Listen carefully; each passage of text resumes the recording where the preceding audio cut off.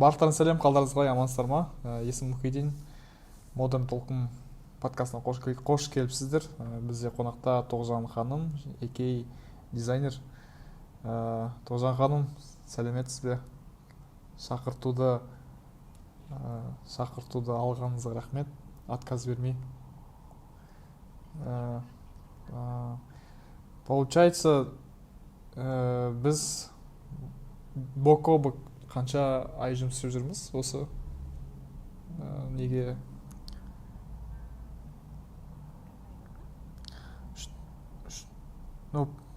примерно 3-4 ай болды, прям совместно жұмыс істеп жатқанымызға. До этого тоже заочно я тоже Нарекең айтады, Тоғжан несін күтіп отырмын, алошкасын қазір содан кейін шығады дейді. Кім қандай Тоғжан деп қоямын. Сосын біз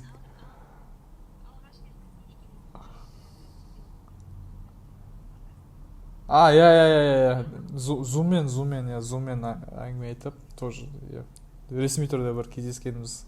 А так оған дейін андай официально ханым, қайырлы кеш, қолыңыз бос па, мазалаған үшін кешірім сұрайын деп. Ал қазір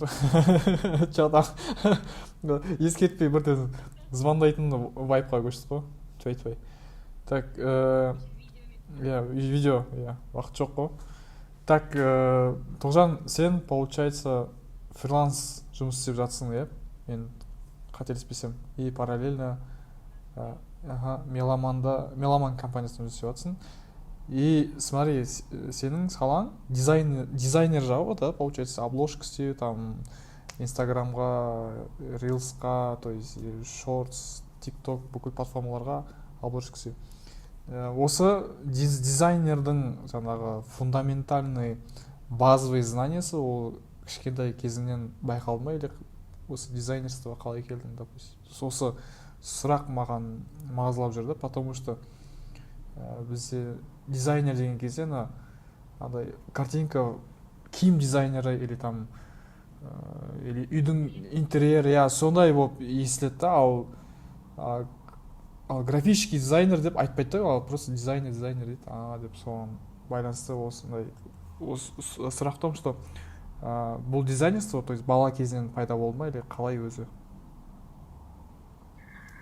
Негізі мен бала кезімнен бастап сурет салған адам. Кішкентай кезімнен сурет салам. Ата-анама андай болады ғой, бір сурет салып аламын, журналдан бір персонажды көремін да, сосын оны өзім салам. Сосын ата-анам ойлайды екен, мен оны бастырып алдым деп. Парақты қойып бастырып алдым деп.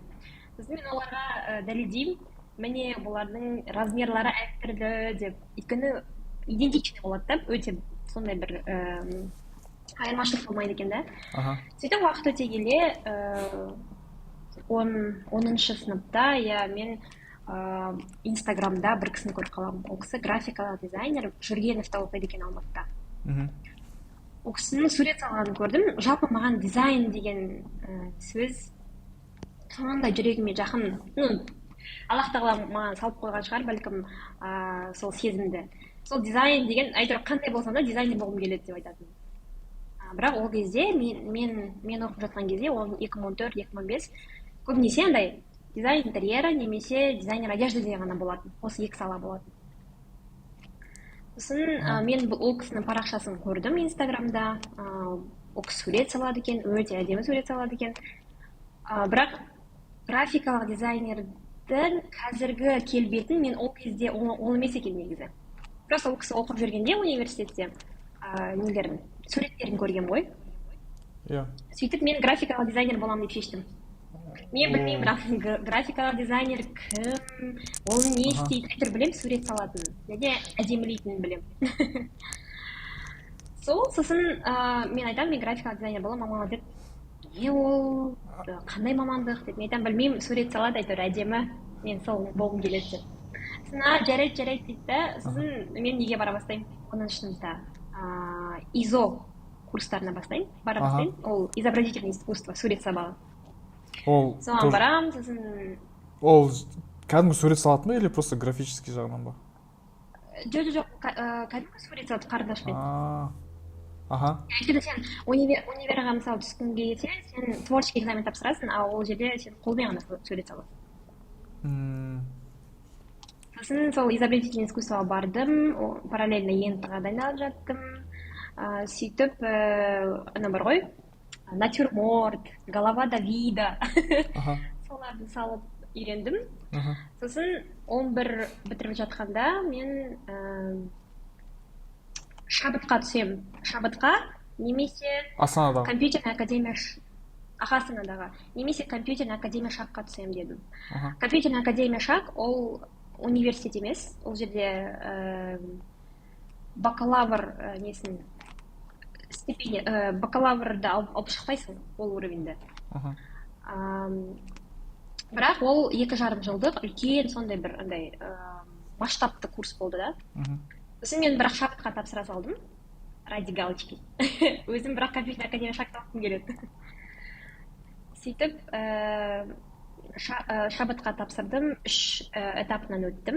Бірақ үшіншісінде кішкене аз балл алдым да, одан кейін мені платныйға ғана өткізді, а бесплатныйға өткізген жоқ. Платный ол Мен жақта грант қанша алған еді? жоқпын. Ол кезде 2016 жылы 600 мың еді жылына. Бірақ маған еще айтты, ол получается мен 5 жыл оқимын, 5 жылда ол өсіп тұрады деді. На Жыл сайын там 700-800 деген сияқты. постоянный договор емес қой имеется в виду. Иә. Сосын мен ойладым, не үшін ондай ақша төлеймін? Тем более мамандығы, ол жердегі мамандық костюмер, андай сценография, грим жасайтын кісілер. То есть сондайды үйрететін мамандық болды. Сол, одан кейін мен ол жаққа түспеймін дедім. Платно оқымаймын дедім ол жерде, и компьютерная академия шаққа түстім. Сонда Ол государственный универ емес. жоқ, ол частный ғой, мен білем, ол маған Ол да. частный украинский филиал. Иә, ол украинский филиал Қазақстандағы. Сол кезде ол енді ғана дамып, енді ғана ашылып, сонда оборот алып келе жатқан. Ана Молдағұлова көшесінде емес па, иә? Иә, Молдағұловада. Аграркың напротив университет. Аграрка қарама-қарсы. Иә. Мен тоже университет кезінде параллельно содан оқығым келген. Либо университетке түсем, либо осы неге платныйға деп сосын тоже программирование саласындағы там плюс-минус қанша 600 или 700 мыңдай ма сұрап. То есть қалта көтермеді оны оқу үшін. А университет там 400 мың, 450 мыңдай ма, қателеспесем сондай болып тұр еді жылына. Аграркада. Мен академия шақты, получается, 2,5 жылда 800 мың ғана төледі. То есть 800 мың 2,5 жылға. То есть Мен бірақ андай договор болды менде ай сайын. Қалай ай сайын? Мен ай сайын төлеп отырдым. То есть жаңа 800 мыңды бөліп тастады да, и мен төлеп отырдым. То есть сенде только шақтың диплом бар, мен қателеспесем, дұрыс па? Иә. Енді Компьютерная графика и дизайн саласы бойынша. Енді сол, мысалы, университет пен частный жаңағы школаның оқыған қандай айырмашылығы бар? Мен университетте оқымадым ғой. Жоқ, имеется в виду, мысалы, біз университетте оқыған кезде ата-ана айтады да, университет оқып тұру керексің, диплом алу керексің, жұмысқа тұру керексің. То есть, как все должно быть официально на государственном уровне деген сияқты да. И сенде ол сондай сұрақ мазалаған жоқ қой, мысалы, кейбір айтады, мен ЕНУ-да оқимын, мен аграркада оқимын, немесе там ЖМП-да оқимын. Бүкіл андай ресми түрде оқиды университетті. Ал сен типа мен шақта оқимын деген сондай бір іштей андай өз-өзіңді бір жеу деген сияқты бір болды ма, имеется в виду, неге түстім мен деген сияқты. Потому что бұл частный, и то есть и білім беріп жатқан кезде андай диплом будет, андай осы диплом нарықта бәсекеге түсе ала ма деген сияқты бір сондай ой болды ма? Именно сол оқып жүрген кезде. Актуалды бола ма деп па? Вообще негізі өте қызықты сұрақ. Бұл сұрақты маған өте жиі қояды. Вот, мен қайта қойғанымды айтса десе. Иә, мен даже ең бірінші рет жұмысқа тұрып жатқанда осы графика дизайн мамандығы бойынша маркетинг агентствоға. Маған сол сұрақты қойған еді. сол кезде ол кісілер менің жауабым, ол кісілер мен ол кезде енді зеленыймын ғой вообще, андай мүлдем не тәжірибем жоқ дизайнда. Жаңағы академиядағы, ау, нешінші жылдары ол? 2019 жылы менің қолымда тек қана сол академияда жасаған портфолиом ғана бар, болды. То есть басқа ешқандай тәжірибем жоқ. Сол кезде бірақ жұмысқа алатын кісі мені сол сұраққа жауабымды ұнатқан үшін ғана алған. Ал енді сол жауап маған қызық болып тұр. Жалпы негізі менің ата-анам ешқашан андай өте демократичный адамдар, ол кісі андай маған білмеймін кішкентай кезімнен не беретін, қалай айтсам болады, свобода действий дейді ғой орысша, иә, еркіндік, еркіндік беретін.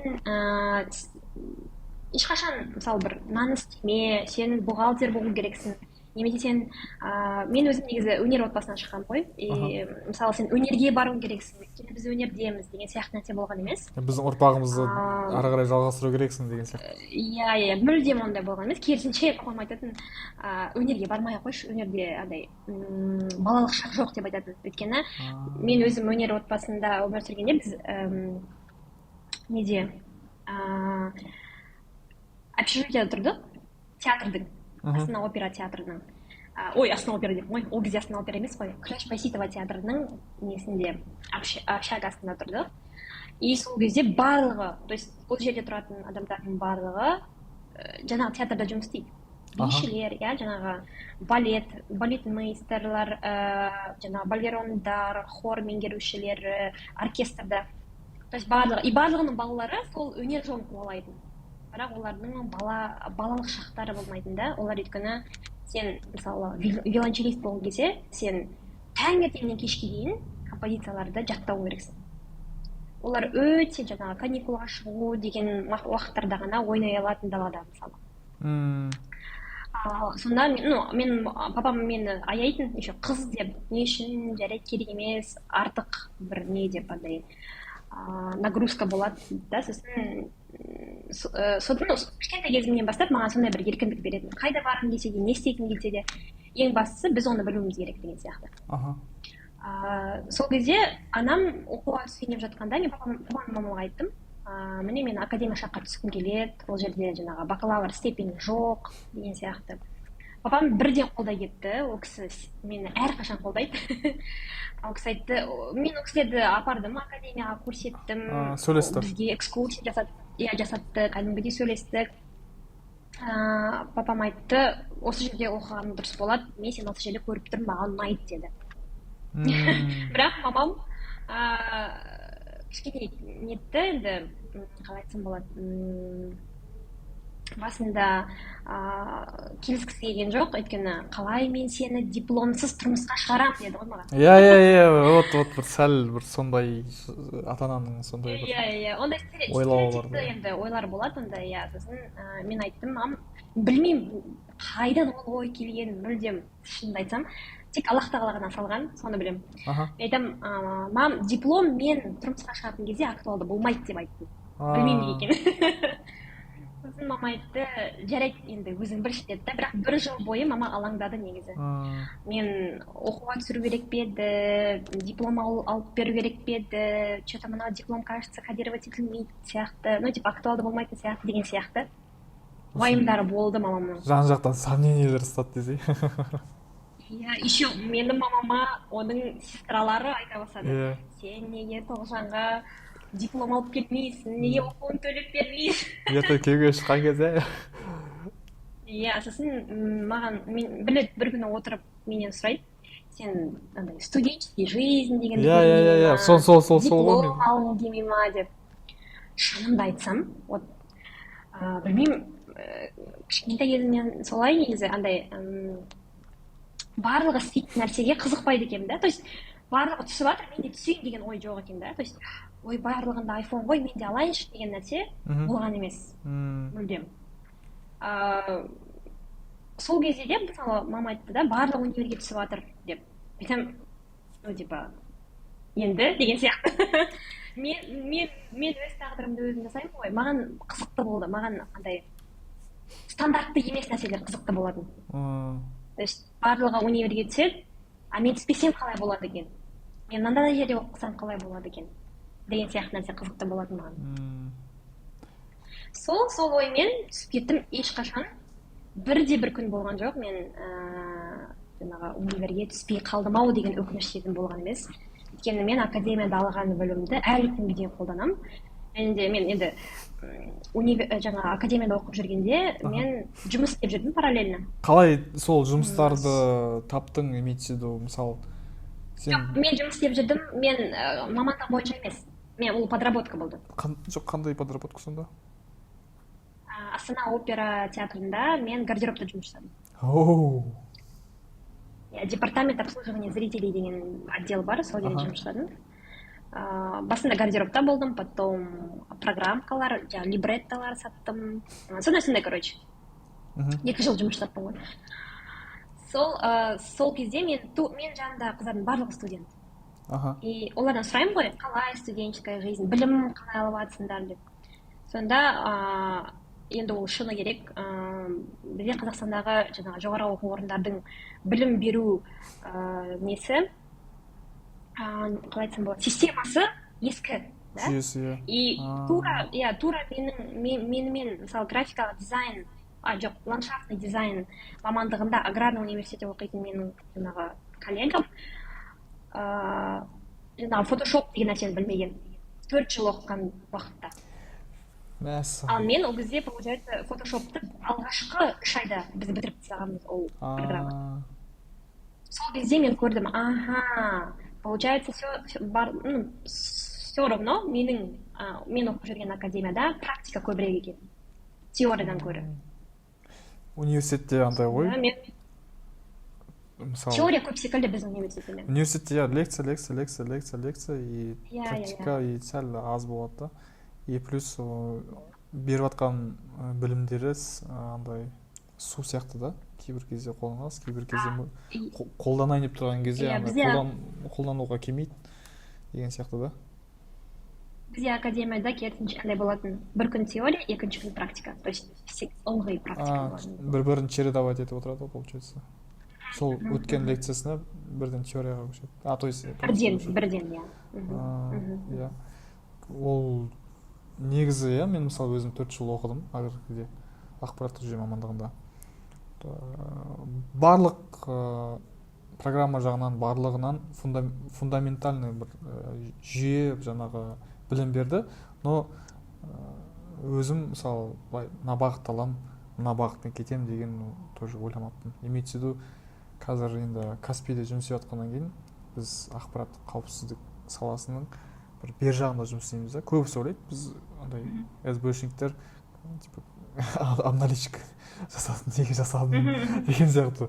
Сөйтіп ойлайды да, біздің мені имеется в виду, типа ақпарат қауіпсіздік десем, аналитикке қалай деген уже әңгімені бастайды. Сосын жоқ деймін, мен күте тұр, тоқтай тұр деймін. Мен сотрудниктердің жаңағы учетный запись бар ғой, неге кіретін компьютерге. Біз соған жауап береміз. Біз сотрудниктің приемына жауап береміз, және переводына, сосын увольнениесіне, яғни біз оның доступтарына жауап береміз дейміз ғой.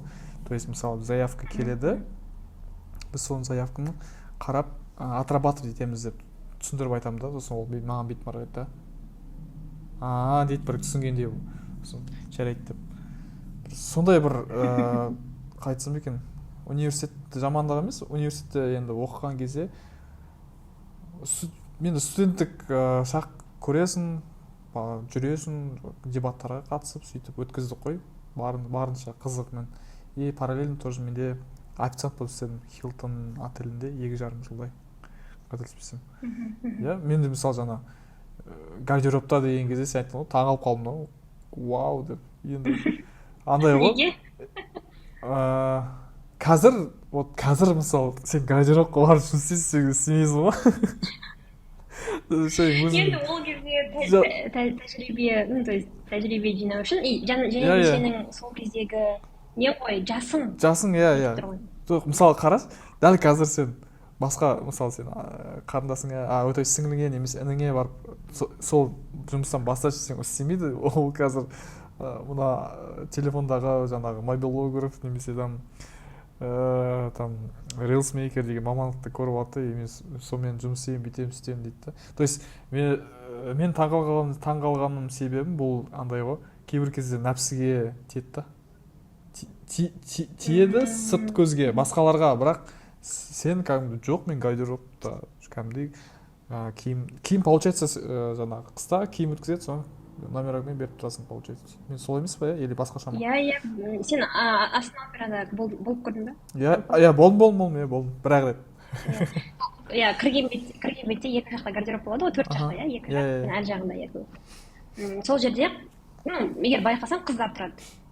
Өте әдемі қыздар тұрады. Сол қыздардың бірі болғам, иә. Ол жерде кәдімгідей бізде андай не болады, мысалы, барлығымызда бірдей мейкап, форма бірдей. Стандартты түрде, иә, өте таза жер. Мысалы, мен үшін мен мүлдем ол кезде ұялмайтынмын ол жерде жұмыс істегенде. Өйткені менде тәжірибе мол болды адамдармен қарым-қатынас құруда. Иә. Сол көмектеседі адамдар. Сосын Астана опера театрына өте көп шетелдіктер келетін. Мен ағылшын тілімді сөйтіп практикаға асыратынмын. Қазір қалай сенде деңгейің? Ол негізі өте күшті. Ағылшын деңгейі. Ағылшын тілі ма? Иә. Қазір мен әлі де курстар өтемін, менде қазір upper intermediate класс. Мен үндемей қойын. Енді қара, сен оқып болдың да, осы графический дизайнер мамандығын оқып болдың. Дальше жұмысты қалай таптың? Или сен HeadHunter'ге не істедің ба, резюме салып, или жаздың ба инстаграмдарға, или алғашқы мамандық бойынша жұмысың қалай болды, қалай таптың? Қанша теңге сол кезде? Ең қызықты сұрағы ма? Негізі мен мына жерде айтып кетейін, біз Академия Шартта оқып жүргенде мен бірақ мамандықта оқыған жоқпын. Мен графикалық дизайнды ғана оқыған жоқпын. Мен 4 мамандықты оқыдым. Ол компьютерная графика и дизайн, графикалық дизайн, сосын дизайн интерьера, анимационный дизайн и 3D дизайн деген. То есть біз 4-еуін оқып шықтық сол 2,5 жылда. Соңында диплом қорғау кезде 4 саланың біреуін таңдайсың да, соған дипломдық жұмыс жазасың. Сіз? Сен? Мен сол кезде графикалық дизайн мамандығы мен графикалық дизайнер боламын деп шешкем. Сол кезде мен нақты шешкем. Оқып бітіріп жатқанда. Сол жерде мен жоба қорғадым, брендбук жасадым, одан кейін жұмысқа қалай тұрдың дейсің ба? Ең алғашқы жұмысым мен маркетинг, HeadHunter'да графикалық дизайн мамандығы бойынша нелер іздей бастадым, вакансиялар іздей бастадым. Ол кезде графикалық дизайн енді ғана оборот ала алады, енді ғана бәріне керек екен графикалық дизайнер деген сияқты то есть работодательдер іздей бастады. Сол HeadHunter'дан мен іздей бастадым, көп откликтар болды, бірақ мен жаңағы бір компанияға бардым, ол кезде ол Calibri маркетинг агентство деп аталады. Ол қазір академия жоқ, агентство жоқ. Ол стартап болған еді. Мен ол кезде білген жоқпын, мен стартап екенін. Мен сол жерге жұмысқа, собеседованияға бардым. Жаңағы ол кісілер, мені қабылдаған кісі основатель болды да, жаңағы агентствоның. Жаңағы ол кісі жаңағыдай сұрақ қойды маған. Сен өзіңнің өкінбейсің ба деді. Университетте оқымағаныңа өкінбейсің ба деді. Жоқ, мен өкінбеймін, мен керісінше практика көп болған үшін мен өте қуаныштымын деп айттым. Сол кезде ол кісі таң қалды. Қалай андай көп адамдарда болады дейді да, менде диплом жоқ деген комплекс. Иә. Менде диплом болмаса да, бірақ менде білім бар ғой. Менің білімді ешкім тартып ала алмайды. сондықтан сол кезде сол кісі мен жауабын ұнатқандықтан алды. Мен жарты жыл жұмыс жасадым сол агентствода. Нешінші жылы? Одан кейін ол жабылып қалды. 2018 2018-дің аяғы мен 2019-дың басы. Ол кезде айына қанша төлеп тұрды сол кездері? Блин, қанша төлеп еді? 120 мың ғой деймін. Жоқ, 100 мың. 100 мың? Қандай сезімде болдың сол кезде? Сен білім жаңағы жемісін көріп жатсың, айлық алып жатсың. Вау дейтіндей бір эффект болды ма? Негізі вау деген эффектті мен Астана операда көргем, қолыма ең алғаш 60 мың түскенде. Мен андай болған, мен ақша таба алады екенмін ғой өзім. Енді мен мектепті енді ғана бітірдім ғой. Мен мектепті бітірдім, майда 2016-ның майында бітірдім. 2016-ның октябрында жұмысқа тұрдым. То есть сол жылда. Шакқа оқуға тұрып и параллельно жұмыс істедің? Иә. И сол кезде вот вау болады. Сол кезде анау 60 мың маған бір 600 мың көрген еді. Одан кейін графикалық дизайн мамандығы бойынша жұмыс жасап жүргенде, одан кейін уже әрине күшті сезім, сен өзіңнің, бірақ маған ақша алған емес, сол кездегі менің не ұнайтын. Мен білімімді қазір іске асырып жатырмын деген сезім. Сол кезде, өйткені мен жұмыс істеп көрмедім ғой. Мен білім алдым, мен бітірдім, енді маған оны жаңағындай практикаға асыру керек. Берілген инструменттерді қолданып ақша таба аламын деген сияқты ғой. Иә. Басында қиын болды, өйткені кейбір нәрселер ұмытылады, кейбір нәрселерді сен практикада көп үйренесің, сондықтан, бірақ өте қызықты болды. Маған сосы қатты қызықты болды. Енді мынандай ғой, мысалы, жұмыс істеп жүрсің, параллельно андай заказ дейді ғой, бір обложка немесе тоже обложка дейікші, жарайды, ютубқа. Мен ол кезде мен параллельно заказдар алған жоқпын. О, параллельно заказдар қашан пайда болды сенде? Ол параллельно заказдар, қазір мен айтайын, мен жаңағы агентстводан шығамын ғой. Иә. Февральда маған. Сөйтіп мен жұмыс дей бастаймын, бірақ маған бір көңіліме қонатындай жұмыс таппаймын.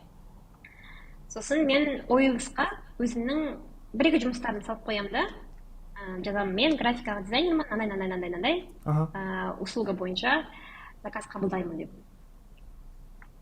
Сөйтіп маған бір кісілер шығады, айтады, бізге презентация керек. Сіз презентация жасай аласыз ба деп. Мен сол кезде өмірімде бірінші рет өтірік айттым деймін ба? Баблага өтірік айттым деймін ба? Презентация жасай аламын дедім. Бірақ мен егер жасай аламын презентацияны, өйткені мен енді академияда жасағанмын ғой. Бірақ андай коммерцияда жасамағанмын ғой. Қорқынышты болды. Вдруг ұнамай қалады деп. Бірақ жасай аламын дедім. Сосын ол кісілер айтты, жұмыстарыңызды көрсетесіз ба деді. Сосын мен айттым, мен қазір жұмыстарды таппай жатырмын, что-то облакада таппай жатырмын дедім да. И ол кісілерге срочно керек болды да, сосын айтты, жарайды, істей берейікші деді. Менде жұмыстар болмаған ғой негізі, көрсететіндей. Сосын сөйтіп ол кісілермен бастап кетеміз, ол кісілерге ұнайды. Сөйтіп біз ол кісілермен на постоянной основе сотрудничать етеміз.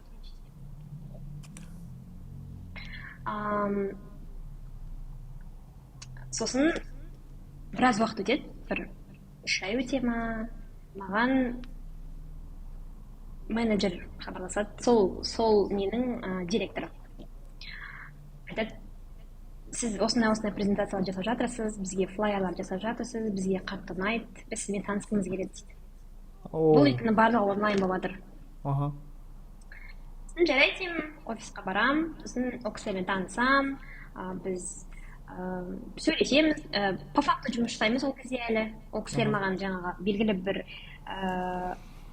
объем работаға төлейді. Сөйтіп біз жұмыс жасаймыз. Одан кейін 1-2 айдан кейін маған айтады, сізбен основатель танысқысы келеді дейді. Ол кісі сізді штатқа жұмысқа алғысы келіп жатыр дейді.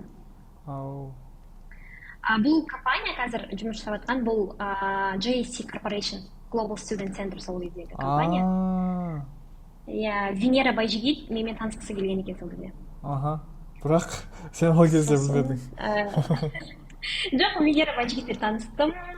Ол кісі менің жаңағы потенциалымды көзін жанып тұрғанын көрді да, мен сені жұмысқа аламын, штатқа жұмыс жасаймыз. 150 мың негізі зарплата, бірақ қолыма 125 мың түседі, жаңағы налогтарды санамағанда. Қалай қарайсың деді. Мен айттым, әрине, ол мен үшін өте үлкен тәжірибе болады деп. Еще маған Венера Байжігітпен жұмыс жасайтыным, ол кісімен тет-на-тет жұмыс жасайтыным қатты мені нетті да. Көп скилл сол кезде шабыттандырды.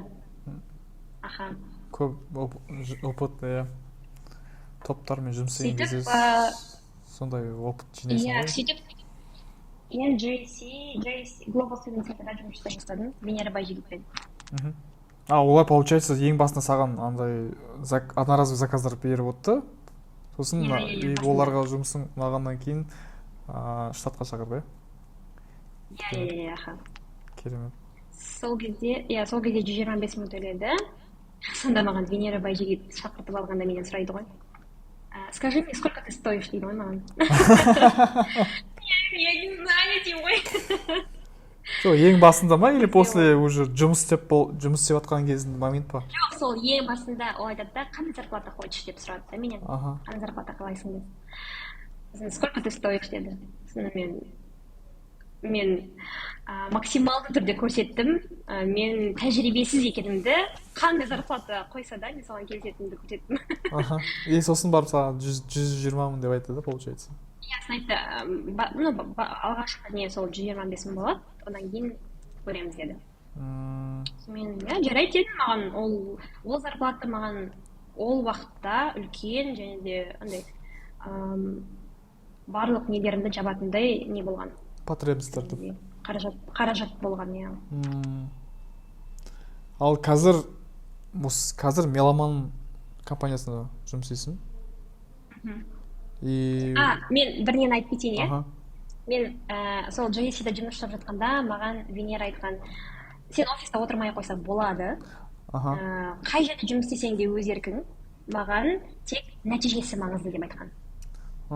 Сол кезде мен түсіндім, мен параллельно басқа да заказдар ала бере аламын. Өйткені әрине менде приоритетта ол Global Student Center. Мен оны полностью бітірем. Мысалы маған бір күнде мынандай задача береді, мен оны аяқтаймын, менде уақыт қалады, менде біраз уақыт қалады. Сосын мен ойлайтынмын, неге қабылдамасқа деп сөйтіп мен OLX-тан қабылдай бастадым басқа да заказдарды. Сол кезде басталды менде. Уже почти.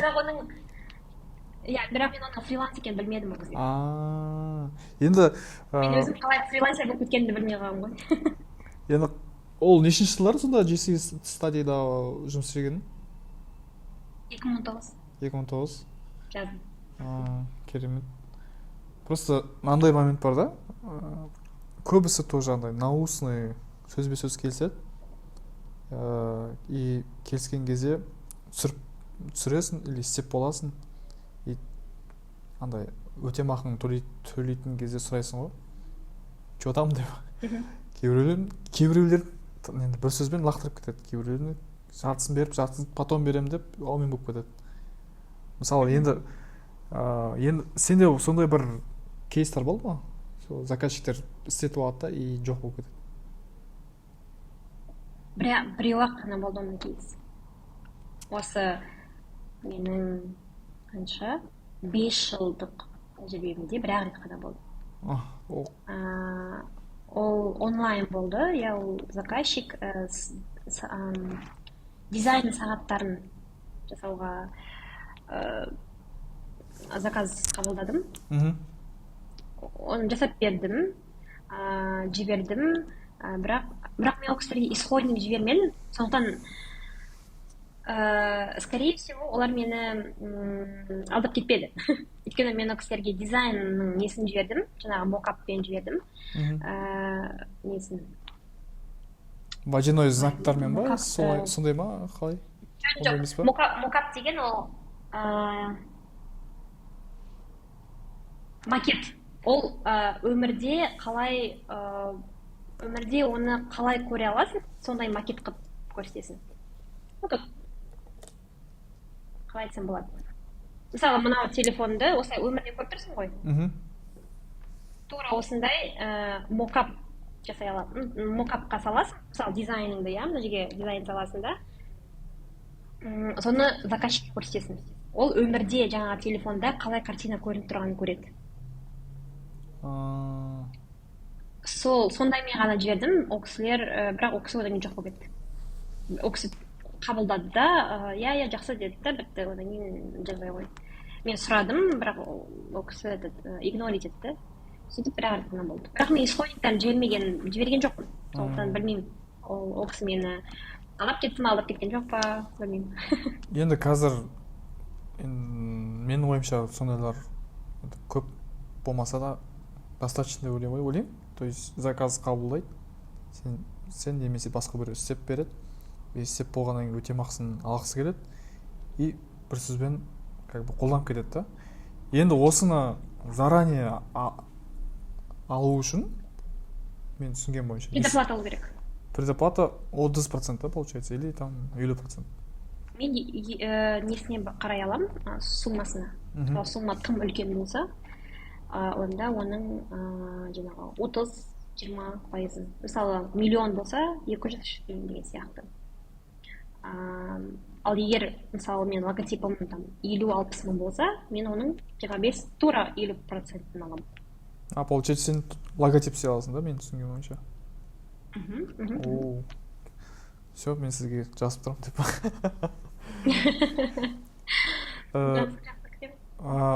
Маған бағанағы жаңағы ата-анаңмен болған әңгіме қызық болып тұр.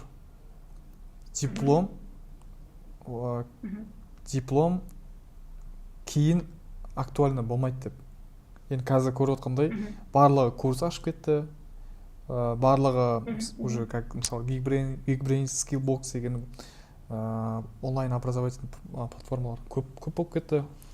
Қазір кейбіреулер мысалы грант үшін түседі и платныйға особо түспейді ау. Или білмеймін.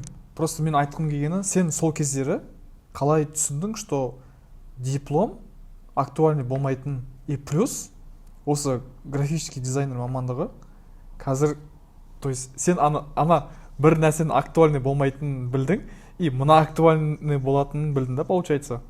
То есть енді соны қалай түсіндім, бірінші момент. Екінші момент,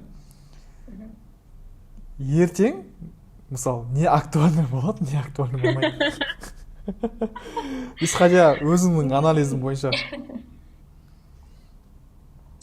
Негізі мен ол кезде білдім деп айта алмаймын. Мен ол кезде нешедемін, 18-демін. Мен графикалық дизайн мамандығының немен айналысатынын мен академияға түскенде бірақ білдім. Мен академияда оқып жүріп, онымен жаңағы практика жасап жүріп, оқып жүргенде мен бірақ түсіндім, графикалық дизайнер немен айналысатынын. Мен оқуға түсейін жатқанда білген жоқпын. Мен бір тәуекелмен түсе салғанмын ғой.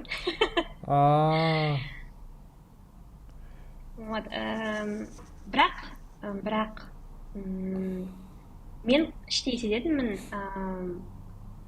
адамның тәжірибелігін дипломмен бағалау дұрыс емес екен сол кезде.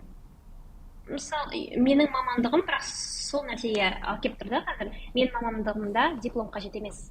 Өйткені сен дизайнердің тәжірибелі екенін тек оның жұмыстары арқылы көре аласың. Оны дипломмен көре алмайсың. Сол, енді Аллах тағала маған сол мені сезімді салып қойған ғой сол кезде. Бірақ шынымды айтсам, болашақта 5 жылдан кейін графикалық дизайн мамандығы актуальны болады дегенді мен мүлде білмегенмін. Бірақ қазір қарап отырсаң актуальны ғой. Былай, мысалы, мен өзім сенен заказ аламын, заказ беремін, имеется в виду шаблонды неге обложкалерге, и тоже сен Нарикбей мырзаның обложкасын жасайсың, Инстаграм рилстың обложкасын деген сияқты, ютубтың обложкасын. И вот қазір мысалы қазіргі мынау не дейді, студенттер емес, студент болайын деп жатқан тұлғаларға, то есть бір модель алайық, ол модель бала немесе қыз тоже только оқыған и әрі қарай өзің кім боларын білмейді, только просто жаңағы достары қандай мамандыққа түседі соған тапсыра салған, немесе там үйдегілер айтқанымен не істейді, имеется в виду соның айтқанымен жүреді, и қосымша жұмыс істегісі келеді да, то есть қосымша жұмыс істеп табыс көзін табам деп немесе официантқа кіреді, немесе там қандай мамандық бар, там шаш таразын несін оқып алады. То есть мен сұрағым целом қазіргі осы актуалды мамандықтардың қайсысын өзіне былайынан танып оқыған дұрыс, имеется в виду бала дым білмейді, ешқандай, то есть ешқандай жаңағы білімі жоқ, бірақ қосымша табыс тапқысы келеді, и ол білімді қайдан алған дұрыс? Сен мысалы шакта оқыған кезде только сен шактың несімен жүрген жоқсың ғой, менің ойымша. Ютубтан қарап или там дополнительный кітаптар оқып, только шакпен жүрдің. Жоқ, тек шакпен жүрдім. Мен сұрағым мынандай айналдырып былай. Ну, былай айтайын,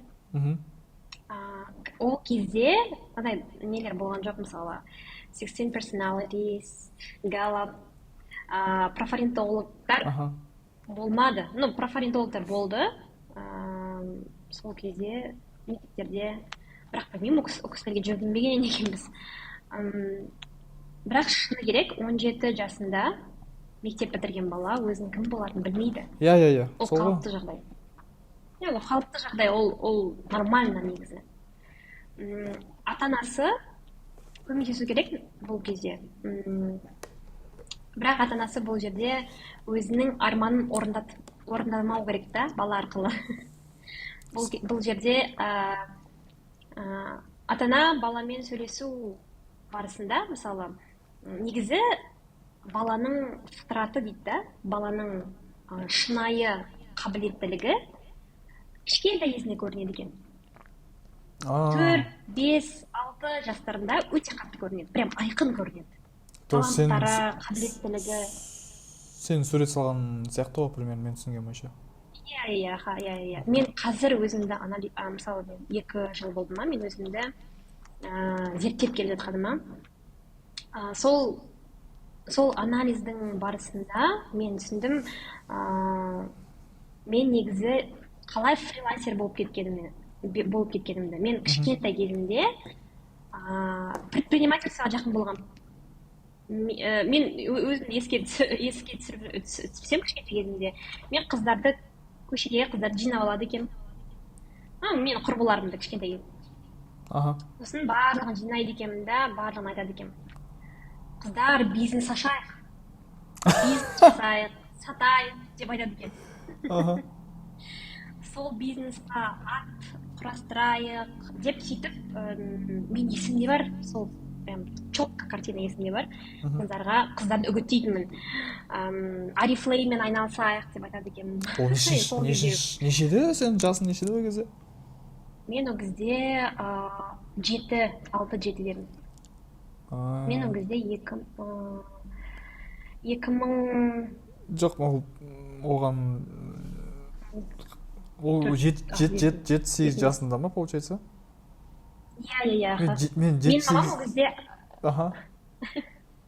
Мен мамам ол кезде Арифлеймен айналысқан ғой. Сосын мен көрем, мен айтамын, бизнес деген осы, бизнес сату керек, өте қызықты бұл. Білмеймін, хотя сол кезде білмейсің ғой бизнес деген не екенін ше. Мен кәдімгідей андай журналдар печатать еткізіп алатынмын апамнан офисында.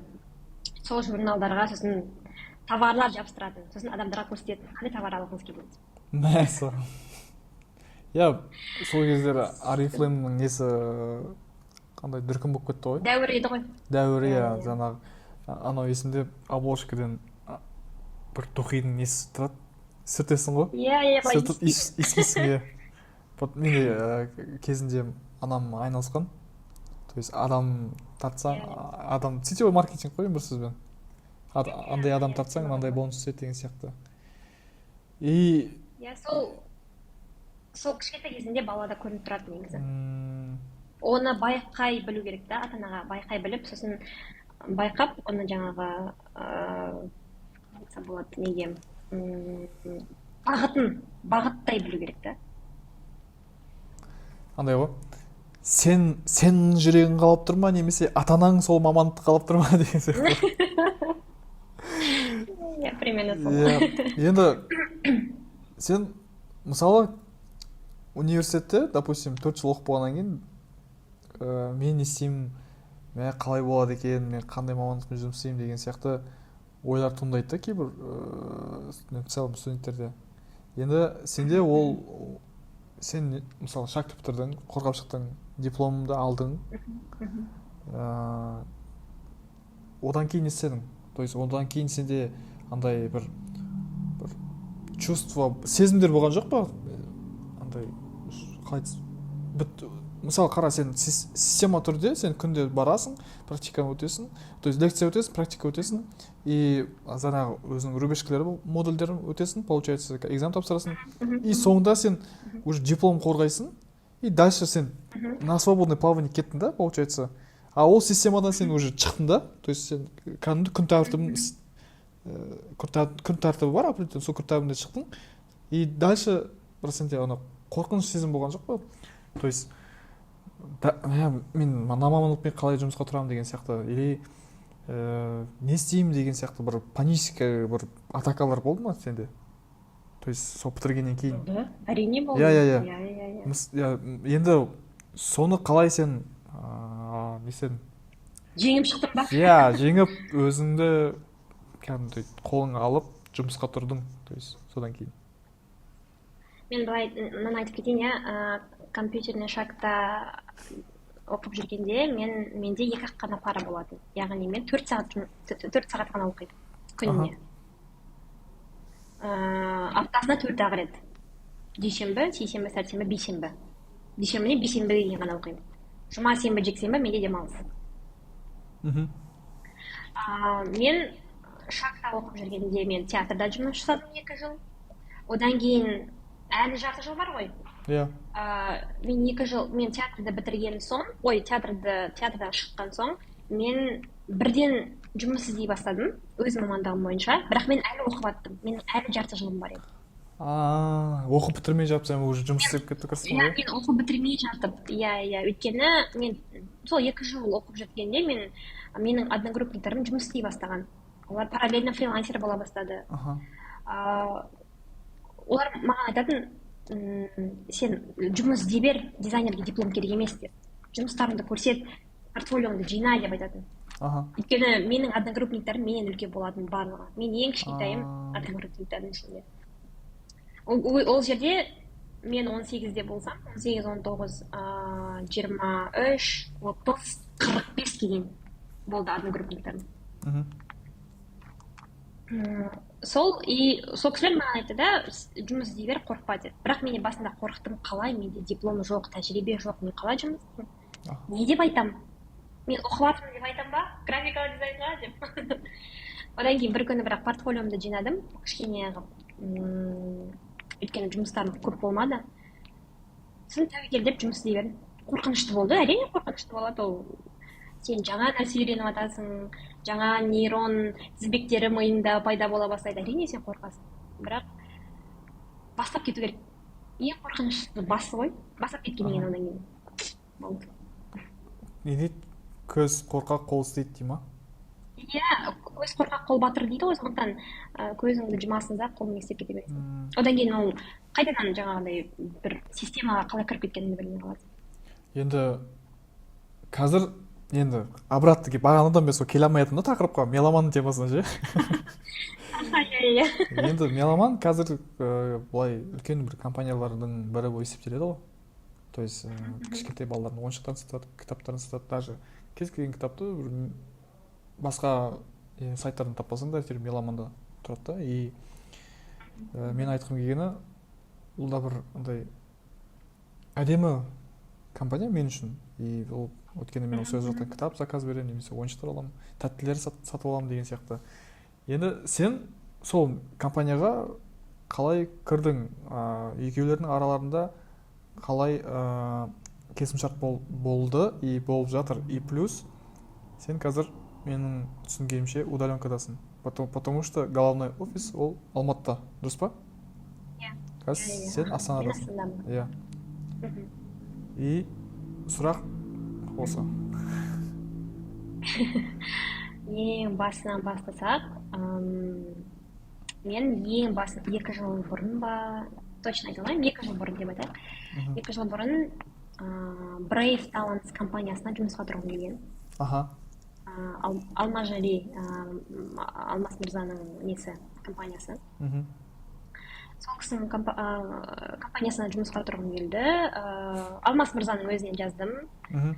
Ол кісі айтты, мен сізге қазір HR-дың несін берейін, сол кісіге резюмеңізді жіберіңіз деп. Сосын мен резюмемді жібердім. Маған шықты, ол кісі айтты, бізге сіздің резюмеңіз, сіздің жұмыстарыңыз ұнады, бірақ қазірге дизайн вакансиясы бос емес деп айтты. Сосын мен жақсы, өйткені мен сол кезде Алматыға қатты көшкім келіп жүрген. Brave Talents офисі Алматыда орналасқан ғой. Сосын мен жарайды дедім да, одан кейін, бірақ мен ол кезде жұмыс жасап жүрдім, ол кезде фрилансермін. Андай компанияда жұмыс жасап көргім келді да мен.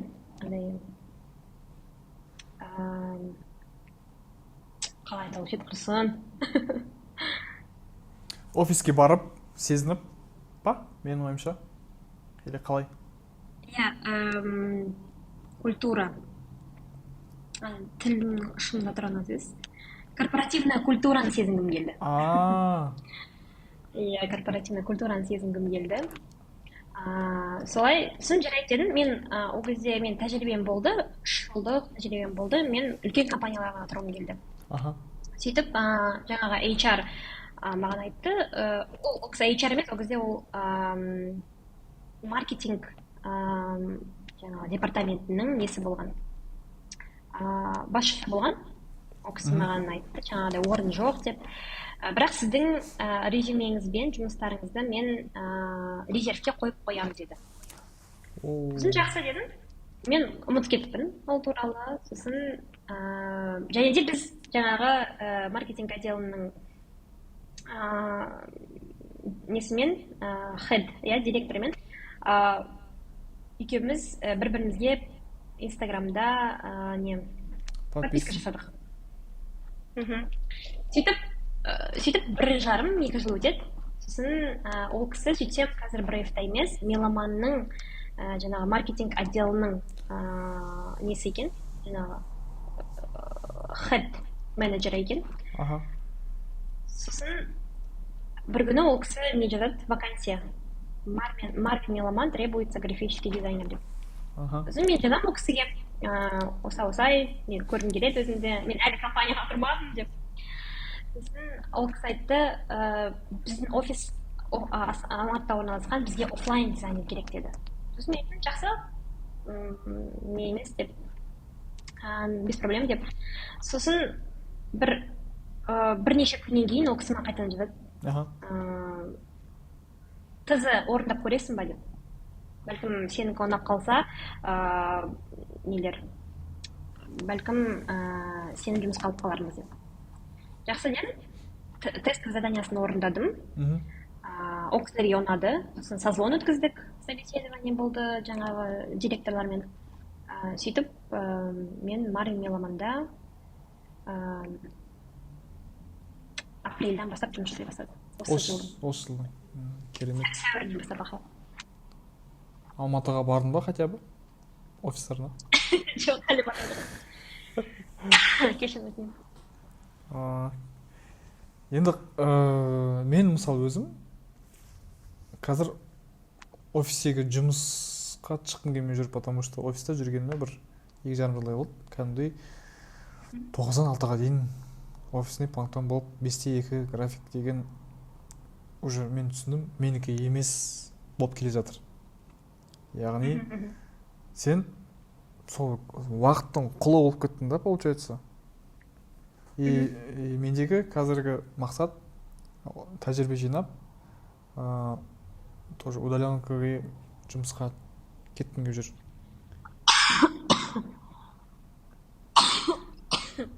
Аха, кішігірім пауза.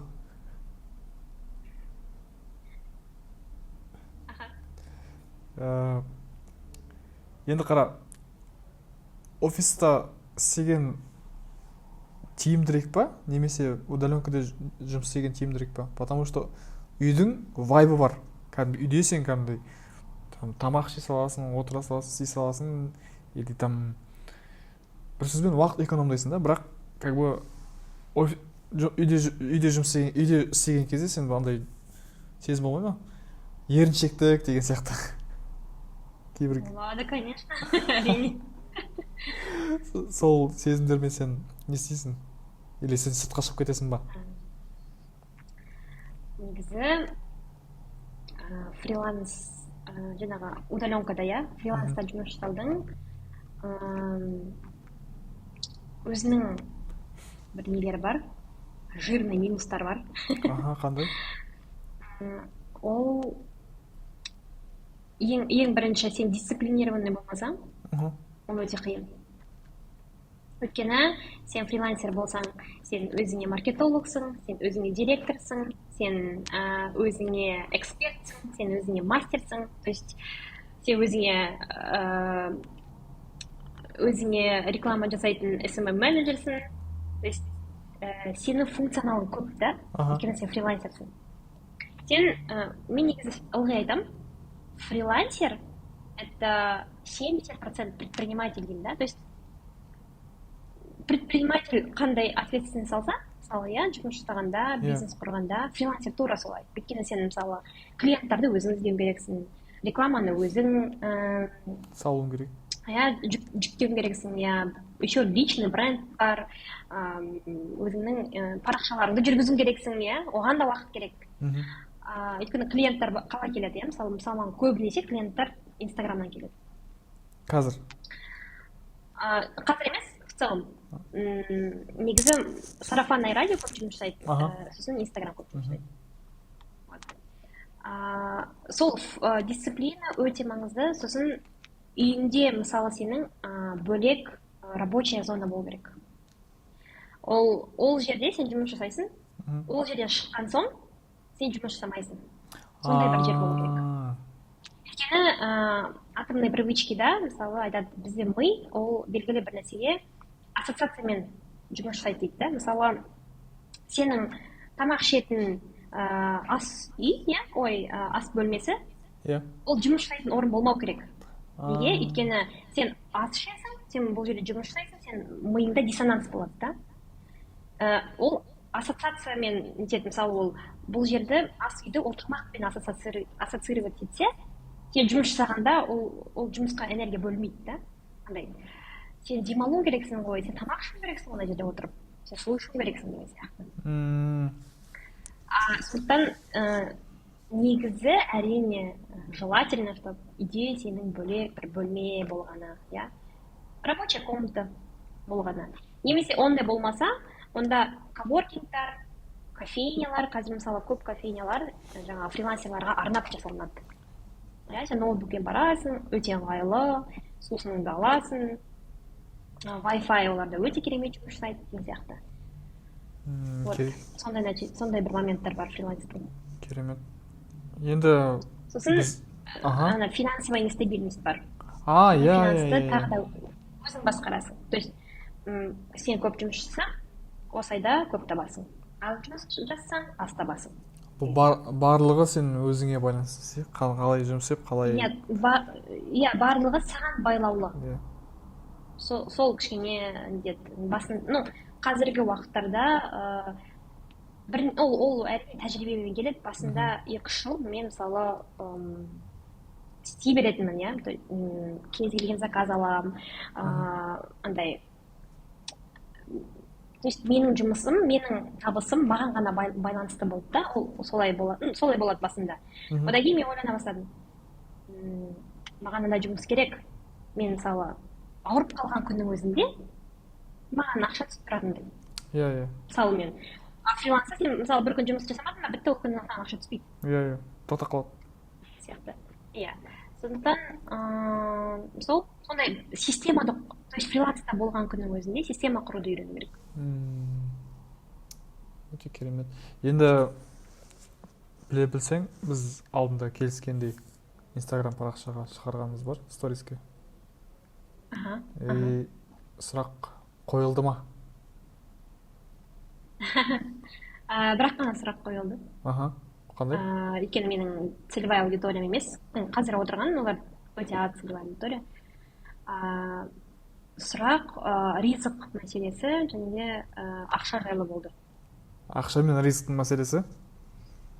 Иә.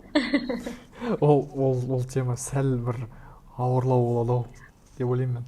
Иә, ол мен қозғайтын негізі тақырып емес. Иә, ол даже подкасттың андай тақырыбына сәйкес келген өзінде ол теманы бір сөзбен алып кету өте қиын болады деп ойлаймын. Өйткені аураның өзі бір сәл қиындау ма, бір ауырлау сезіліп тұр да маған. Потом сәйкесінше ол теманы білікті мамандарға тапсырған жөн деп ойлаймын. Мына жерде бір реклама егер ризық мәселесі жайында білгілеріңіз келсе, Абылай Кенжелдің «Ризық кілттері» деген кітабын алсаңыздар болады. Кімнің? Мен сол кітапты алғым келіп жүр. Абылай Кенжел. Иә. Әбекең, біз ол кісімен таныстық. Ол кісі бұл тақырыпты енді, иә, прям оңынан да, солынан да, астынан да, үстінен де зерттеп, жаңағыдай кітап қылып шығарған. Сондықтан соны сатып алып негізсеңіздер болады. Ол кітаптан сәл бір үзінді ойы қалды ма сенде бір кішігірім? Мен алған жоқпын әлі, мен енді оқимын. Енді оқисың. Оқыған шығар деп ойладым. Ол кісі енді шықты сатылымға. Хорошо. Иә, кітапты тоже алсаңыздар болады, құрметті тыңдармандар. Енді біздің не дейміз, подкастымыз өзінің шарықтау шегіне жетті деп ойлаймын. Өте қызықты темада әңгіме айттық деп те ойлаймын. И аздап бір кішігірім аяқталып жатыр. Келгеніңізге, осылай подкастқа келгеніңізге рахмет, Тоғжан ханым. Ал енді сіздермен бірге болған Мұхидин және Модерн Толқын подкасты. Каналға тіркеліп, лайк басып, коммент қалдырсаңыздар, жекеге жазыңыздар, немесе тоже YouTube-тың астында коммент қалдырсаңыздар өте керемет болатын еді. Иә, енді біз мына деп бастап жатқанымыз бар дейма. Осы жобаға, өзіңнің жаңағы подкастына шақырғаныңа көп рахмет. Ең бастысы, мен келерде мынандай ниет қойған едім, пайдалы болсын деп. Ең бірінші ол пайдалы болсын деп. Сондықтан тыңдап отырған адамдарға өте пайдалы болады деп ойлаймын. Бірақ енді әр тақырыпты біз андай шолып қана өттік. Сондықтан өзімнің тәжірибемді бөлісу менің өмірімде бірінші рет болып жатыр негізі.